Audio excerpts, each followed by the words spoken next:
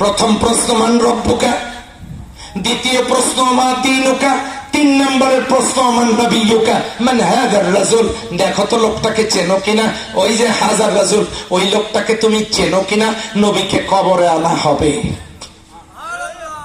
নবীকে কবরে হাজির করা হবে। আপনি যদি সিরাতের পথ, আপনি যদি সুরতের পথ, আপনি যদি একামতে দ্বীনের পথ, আল্লাহর নবীর পথ আপনি গ্রহণ করতে পারেন, আপনি পারেন, আমি পারি।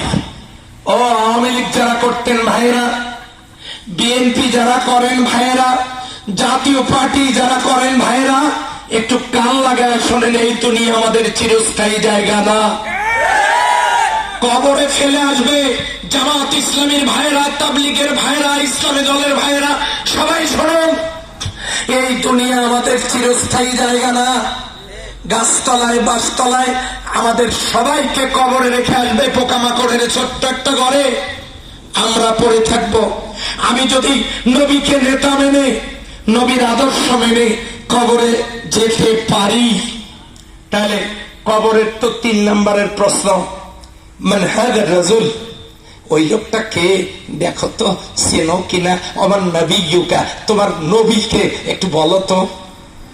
আপনি যদি নবীর জন্য সম্পৃক্ত না হন,